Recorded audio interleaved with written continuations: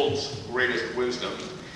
And so let's review that. The first week we did an overview of Proverbs, we talked about how to read the book. The second week, we started talking about a principle that we see in the book of Proverbs. We call it the path principle. And the path principle says that your direction determines your destination. Not your good intentions, not your hopes and dreams of where you'll end up, but your direction determines your destination in life. And we all know that, when we set off on a hike in the woods, our direction is going to determine where we end up. It'll determine our destination. But there's often a disconnect when it comes to the paths of our lives, and when it comes to the daily decisions that we make in our marriage, our career, our relationships, our spiritual growth, the way we handle our finances, the way we handle our time, our daily decisions and actions. In those areas, we kind of forget this principle, and we think that our path doesn't really matter. We think that if we just have good intentions, that, we hope that we'll go in the right direction, then somehow we'll get there. But then, eventually one day we wake up and realize, oh, I'm not where I hoped I would be. I'm not where I dreamed and where I intended to be. Things are all messed up. And then of course we get mad at God because it has to be His fault, right? But the real reason is that we've been on the wrong path in the daily decisions and actions we take each day. Well, then the third week we talked about this verse, and I had you all memorize it. Hopefully some of you still remember it. The prudent see danger, and what do? Take refuge. Okay, I heard at least a couple people say it. But the simple keep going, and they what? Pay the penalty. All right, way to go. The wise person is constantly looking ahead to see things on his or her path that might bring danger. And when they do see a problem ahead, they don't just ignore it, they do something about it. They make a course correction. They just don't keep going blindly ahead. But the simple or naive person does keep going, and they pay the penalty. Then the next week we talk about how to choose the right path in the first place. So we saw that even if you were the wisest person in the world, even if you had more insight and information than anybody else alive, it's not enough just to have information. When it comes to getting on the right path that'll take you where you want to go in life, you need God. You need His direction. If we lean on our own understanding, we will ultimately fail. But if we trust in the Lord and submit to Him in all of our ways, then He will make our paths clear. He will show us the right path. He will clear the path ahead of us. And then last week, I wasn't here, but Nathaniel talked about what the Proverbs say about anger. I heard it was really good, so I'm kind of angry that I missed it. And today, I want to talk about another principle from the Proverbs. We saw that our direction or our path determines our destination, but oftentimes, the greatest influence on our direction is the things or people that get our attention. So let me start out with our principle for today. Whatever gets our attention will influence and change the direction of our life. Okay, whatever gets our attention will influence and change the direction of our life. And if you look back at your life, you have all experienced this. In 1974, I was a junior in high school, and I had really good grades, so I decided I wanted to go to a top school. And at the time, my parents were divorced. I was living with my mom, and so she said, well, if you want to go to one of these schools, why don't you make a list, and we'll go visit them. We'll take a week and just go visit. So I made a list of 8 really good colleges. They all happen to be on the East Coast. And the last one that I wanted to go to, the farthest south of the colleges, was Annapolis Naval Academy.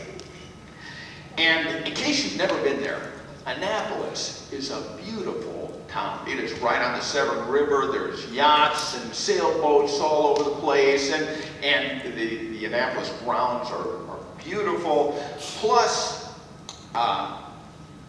when you go to Annapolis, you don't have to pay anything, unlike these other colleges. They actually pay you to go in. So it grabbed my attention. It captured my attention. And I ended up going there, and it changed the direction of my life. Well, then, a few years later, 1983, I was in the Navy in San Diego, and I was part of this big church with a couple thousand people. And one night I went to my small group that met in somebody's house, And I showed up, and there was a sign on the door, and it said, "We're doing a baptism on Ocean Beach." I hadn't gotten the word. But, so I headed over to Ocean Beach to look for him, and by this time it's getting dark out, and the baptism's already over. But I finally found a group, about 20 people sitting around a fire, and they're all singing songs to a guitar. And as I was walking up, I saw Kathy for the first time. And she grabbed my attention right away, just sitting there. And so I sat in a spot where I could keep an eye on her. And then after the singing was over and everybody got up, I somehow found myself in a group of 3 or 4 people with Kathy. And then I found myself talking to Kathy. And I found out that she lived on Coronado Island, and that's where I live. And so we got married. Okay, it wasn't quite that easy. In fact, when I first met her, she was actually engaged to another guy. But I didn't let that slow us down too much. A few months later, she was engaged to me. And so, yes, there's a guy out there named Steve who is probably still mad at me, but that's okay. The point is, Kathy had captured my attention, and it changed the direction of my life.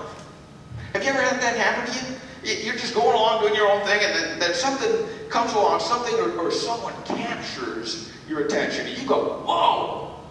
I was going this direction, but now I'm going this direction. It changed the direction of your life. All of us have had those kind of experiences that grab or capture your attention, and they influence your direction in life.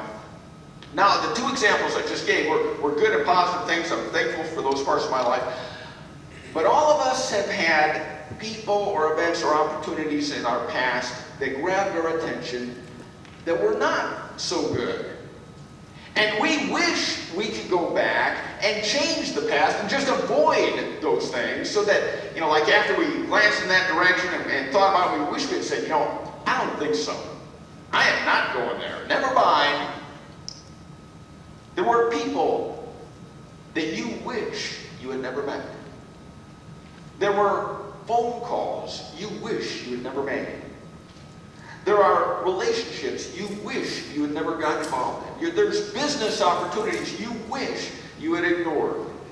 But there's always a reason that we choose those paths, because on every path that leads to destruction, on every path that leads to disaster, there's almost always something powerful or emotionally attractive, and it grabs your attention.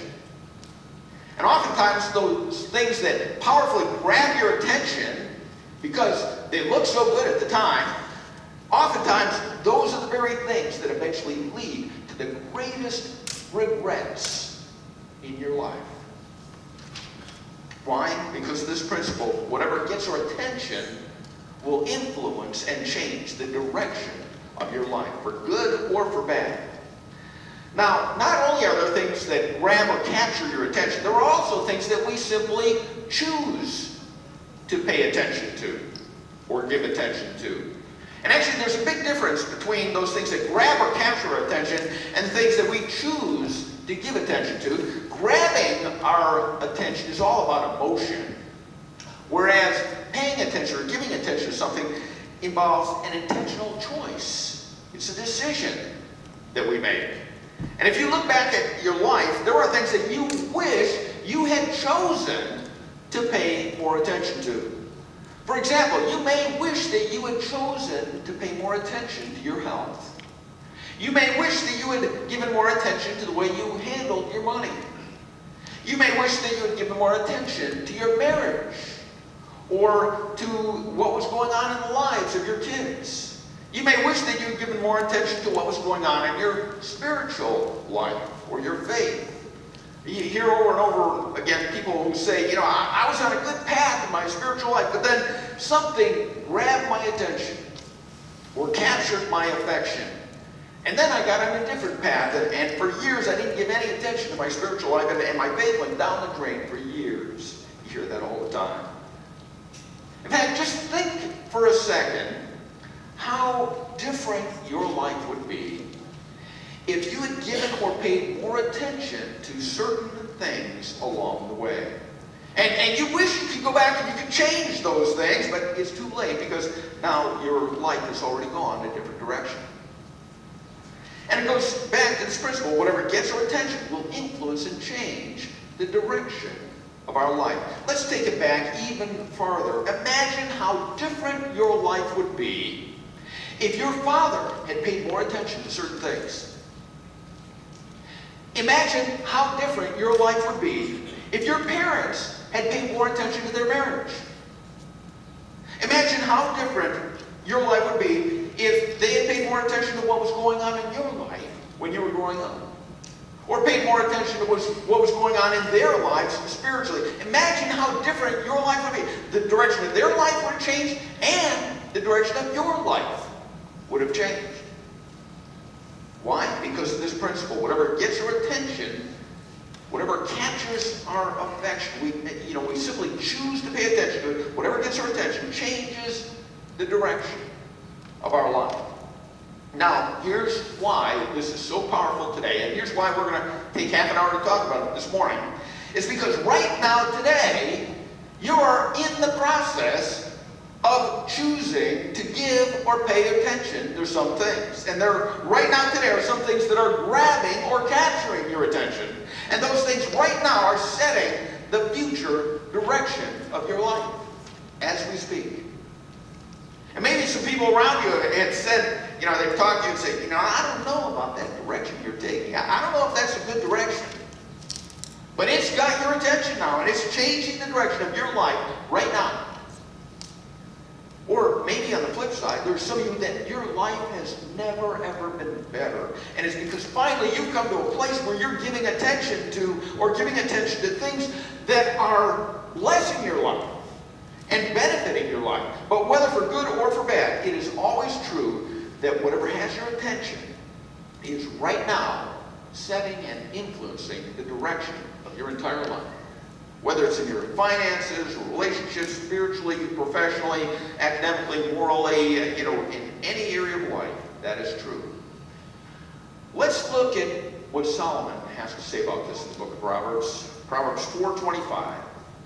He says, let your eyes look straight ahead. Now, why would he say that?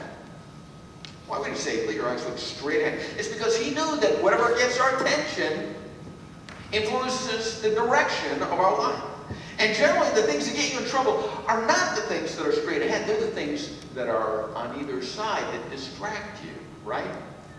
And so he says, let your eyes look straight ahead. Fix your gaze directly before you. This is about choosing what you pay attention to. Don't let just anything capture your gaze. Don't let just anything grab your attention. Instead, fix your gaze directly before you. He goes on. Give careful thoughts to the paths for your feet. Do not turn to the right or the left. Keep your foot from evil. Solomon is saying there's going to be times in your life, whether it's financially or relationally or morally, any area in life, there's going to be times in life where we're going to be tempted to let our gaze go somewhere that we know it shouldn't. And as our gaze goes, we go. As our attention goes, we go. When something grabs or captures your attention, it grabs or captures your life. It grabs or captures your future. And so Solomon says, let your eyes look straight ahead. Give careful thought to the paths for your feet. Now, where do you think Solomon learned that? I think he probably learned it from his dad. Because here's what David says in Psalm 119. He says, direct me in the path. What? In the path of your commands. For there I find the light. Turn my eyes away from worthless things. Turn my eyes. That's another way of saying turn my attention away from from worthless things. And in fact, the Good News Translation for this verse translates it, keep me from paying attention to what is worthless. Now, why did David say that? It's because he knew if I focus on worthless things, then my whole life is drawn in the direction of those worthless things. And every person in this room can tell a story about a time when your attention was drawn to something and you knew it was not a good thing. And you knew this is something I should not be paying attention to. This is going to make me go in the wrong direction, but we ignored it. and it ended up hurting us. I had a guy come into my office early one morning. It's not somebody from this church, but an old friend. And he was in tears because his wife just kicked him out of the house. And it's because he went on Facebook and he connected with an old girlfriend. And one thing led to another. By the way, this same scenario has played itself out 1,000,000 times already. You know, we all wonder, oh, wouldn't it be fun to find out what happened to my old boyfriend or girlfriend? And, you know, I wonder if they're on Facebook somewhere. And if you're married and you've done that, that's about as smart as saying, you know, I wonder what would happen if I take this fork and stick it into the electrical socket. You know, I wonder what'll happen. Only babies are dumb enough to do that, right? And I really would rather not have to do the marriage counseling when you come crying into my office, so please don't go there. But David says, keep me from paying attention to what is worthless. He says, I want my eyes to be fixed on things that are good, things that matter. And by the way, this is a great memory verse for some of you men who, when you're out in public, your head is on a swivel and you can't avoid looking at whatever young thing walks by. It's also a great memory verse for some of you women who, you know, you're in the shop, in the mall shopping, and you know how in stores, they design it carefully. They set things up so you can't just walk in there, find the thing that you want, and immediately go out of the store. No, you are distracted by things. They have end caps for a purpose, and they put stuff on there so you'll fill your cart along the way, so you'll be distracted, right? And so if you memorize this verse, then maybe when you see something, whether it's a person or a thing that's trying to get your attention, and you don't want to go there, you just quote this verse, turn my eyes away from worthless things. Hopefully by the time you finish quoting that verse, then you're past that thing that's distracting you and problem solved. I want to show you several other places in the Bible with examples of this principle that we've been looking at. Look at Deuteronomy chapter 7. The book of Deuteronomy, by the way, is really a sermon given by Moses to the people of Israel after they left Egypt. They wandered in the desert for 40 years, and now they're just getting ready to go to the promised land. And God speaks through Moses to the people. And he says, okay, you're getting ready to go into this new land, and you are going to be tempted. You're going to be distracted by what you see going on there. You're going to be tempted to look at the way the other nations around you do government. And how they all have kings. And some of you are going to say, well, let's do it that way. He says you're going to be tempted to look at the way they run their economy and say, let's do it that way, or the way they do their relationships, or the way they dress, or their morality, or their sensuality, and all the aspects of life. You'll be tempted to ignore my word and pay attention to what they do. And by the way, this may have been written over 3,000 years ago, but can you imagine anything that is more applicable to us today? All of us, every day, are tempted to be like and to conform to the culture around us. It's exactly like in the time of Moses. So listen to what God says through Moses to the people here. God says in Deuteronomy 7:12, if you pay attention, notice those words again, pay attention.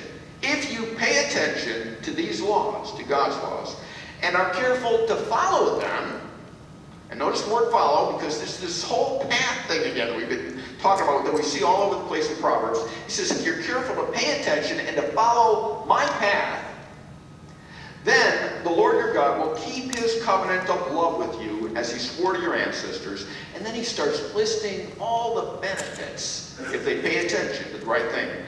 God will love you and bless you and increase your numbers. He will bless the fruit of your womb, the crops of your land, your grain, new wine, and olive oil, the calves of your herds and the lambs of your flocks, in the land that he swore to your ancestors to give you.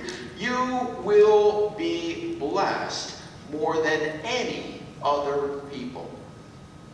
What a great promise. So God's deal is that, hey, you pay attention to my laws and you walk in the path that I've set before you, I'm going to bless you so much that the rest of the world is going to look at you and they're going to say, whoa, who is their God? He must be a really powerful God, because look at how much they're getting blessed. But then the scripture goes on to say, if you depart from God's laws, if you don't walk in the right path, if you get distracted and pay attention to the wrong things, Then God says, I'm going to discipline you like a loving father would a child.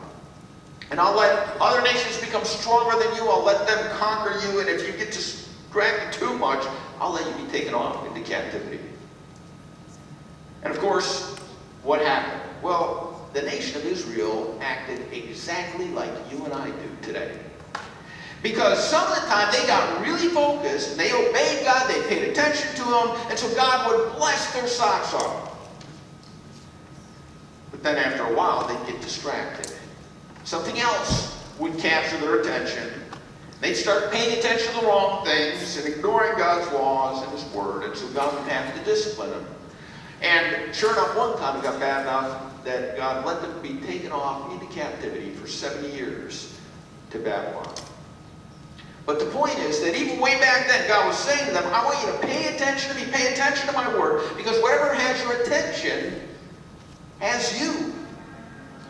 There's a sense in which when something captures your attention, it captures your life. It captures your future. Let's jump forward in time about 1,500 years to Jesus, because Jesus has something to say about this principle too. Matthew 6:22, Jesus said, the eye is the lamp of the body. Now, why would Jesus compare your eye to a lamp? Well, in those days, obviously, they didn't have electricity, and so at night they'd walk down the street carrying these oil lamps.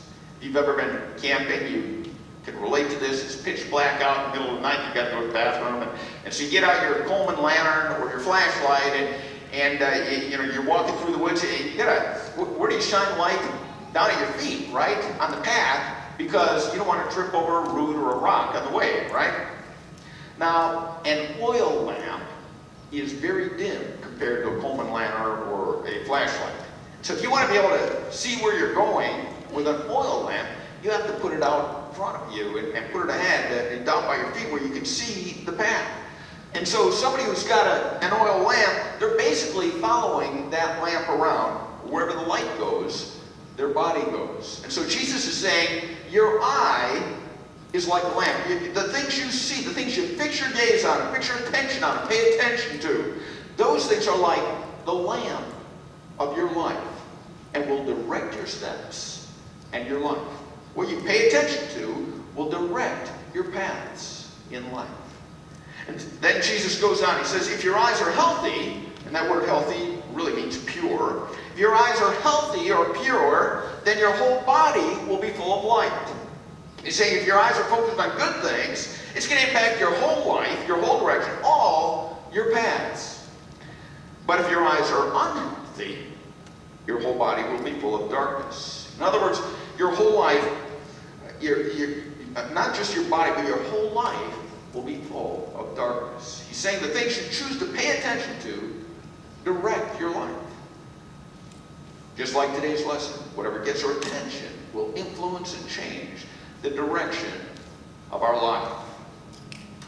Let's look at one more scripture. This one is 30 or 40 years later after Jesus. Somebody wrote this in the book of Hebrews. We don't even know for sure who wrote the book of Hebrews, but it's an amazing book, and this author says the same thing from a different perspective. And he was writing to Jewish Christians several decades after Jesus had gone, and these Christians were starting to get distracted. They were starting to give their attention to different things and lose focus on the things of God. And so he sends this letter to the Hebrews, and it's a warning. Here's what he said in Hebrews 2:1. We must pay the most careful attention, therefore, to what we have heard, so that we do not drift away.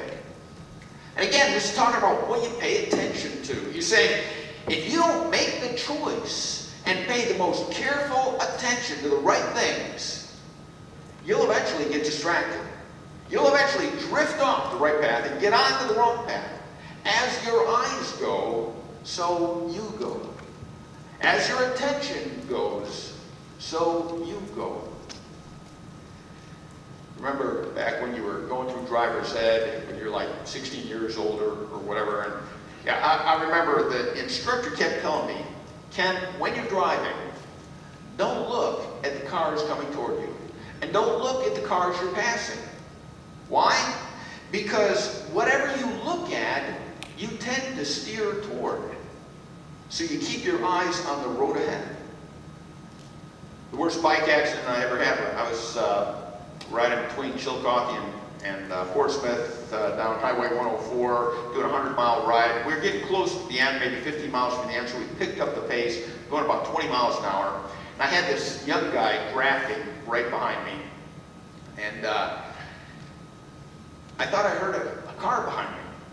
And so I looked over my left shoulder at it, and what do we say? Whatever you look toward, you tend to steer toward. So I steered a little left, and at the same time hit a slick patch in the road, and my bike went whap with me on the ground.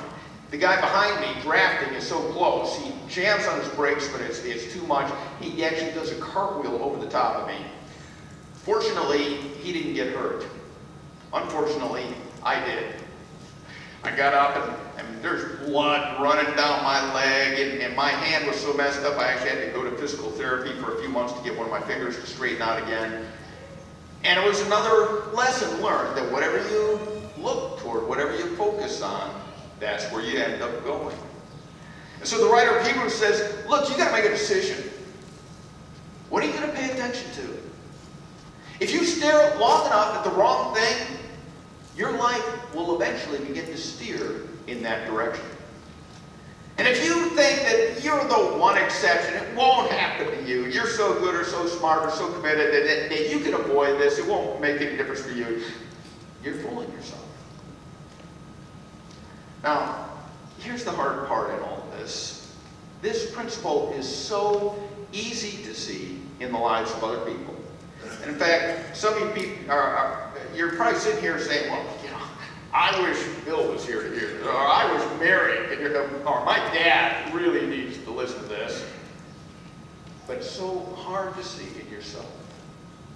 Because, you know, we've all seen family members or friends get distracted by the wrong thing, haven't we? Their attention gets captured by the wrong thing, and they're saying, oh, it's no big deal. I can handle it. It's just for a little while. Not very long, you know, it's no big deal. And they don't see it. But we can immediately see they're making a bad move. They're getting on the wrong path. We can see it coming. If you're a parent, we are so tuned in to the kids that our kids hang around with, right? We're watching them like a hawk. Why? Because we all know the potential for problems. If our kids hang out with the wrong friends, start paying attention to the wrong things, start going in the wrong direction, we know the danger, right? And see, we understand this principle when it comes to other people. The problem is, it's almost impossible for us to see it in the mirror. It could be that right now, your husband or wife or friend or roommate or somebody in your life has been bugging you about the direction that you're going, or something that you're paying attention to. And they're getting on your case, but what do you say? Oh, it's no big deal. I'm not paying that much attention to it. I can handle it. It's not a big deal. You just blow it off. But they see what's happening. They see the changes in your life before you do. And so they're concerned. But it's nearly impossible to see it in the mirror. You see, what happens is you always respond to where you're at right now, which might still be okay. But they respond to where they're afraid you're headed.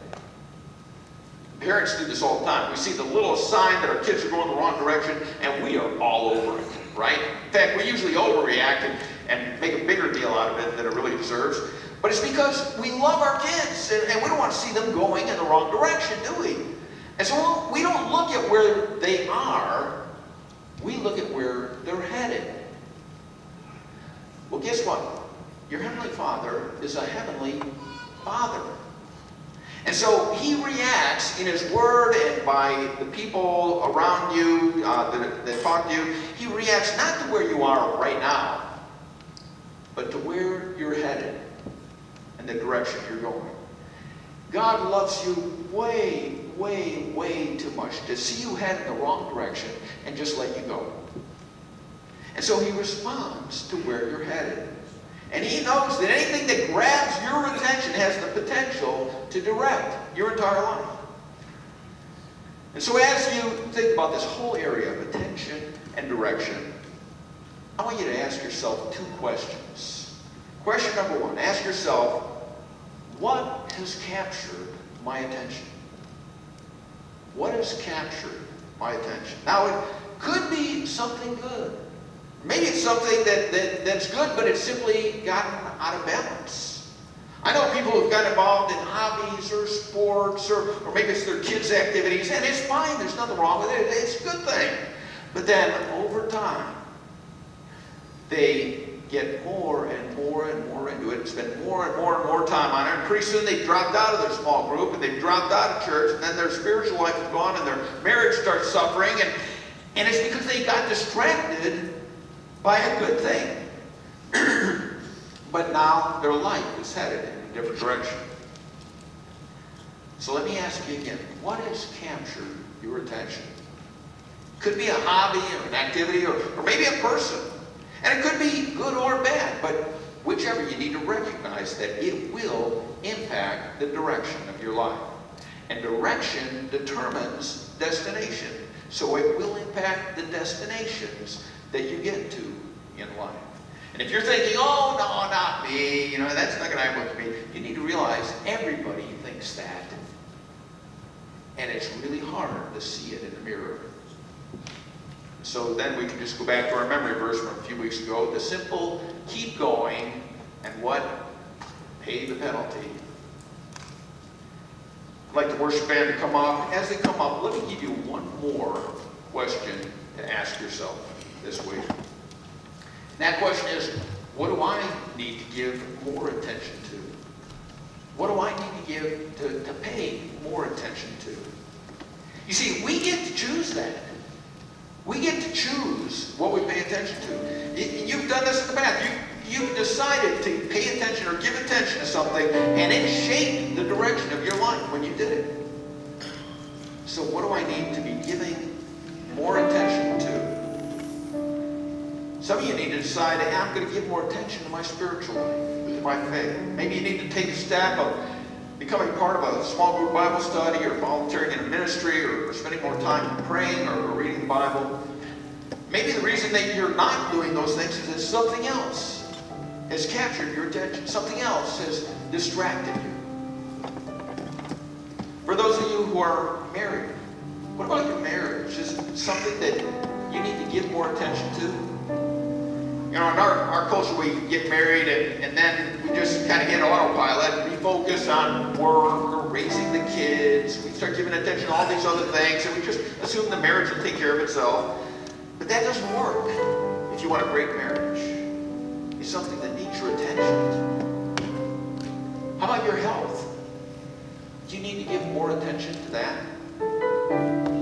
If you're a parent, you need to give a lot of attention to the faith development of your kids. Pay close attention to that. Don't just wait till they start going the wrong direction and then maybe it's too late.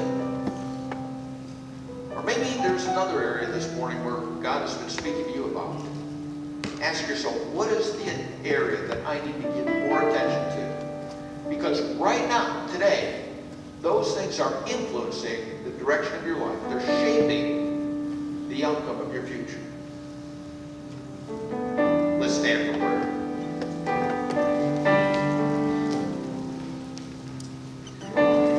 Heavenly Father, you know our hearts. You know the areas that we're struggling, paths that we're on, and the things that have our attention. So would you please give us wisdom to know what to do next? Lord, I pray that as we leave today, even though nothing outside these walls will be any different, I pray that we would be different. That we would pay attention to the things that are important. The things that will take us to good destinations. That will bless our lives and bless our families. And help us to not be distracted by what is worthless. Help us to not turn to the left or the right, but to keep our eyes fixed on the path that you want us on. Father, would you help each one of us to look ahead at our direction and help us to see trouble coming long before it gets here. Give us the wisdom to know what to do. Give us the courage to do it. We pray this in Jesus' name.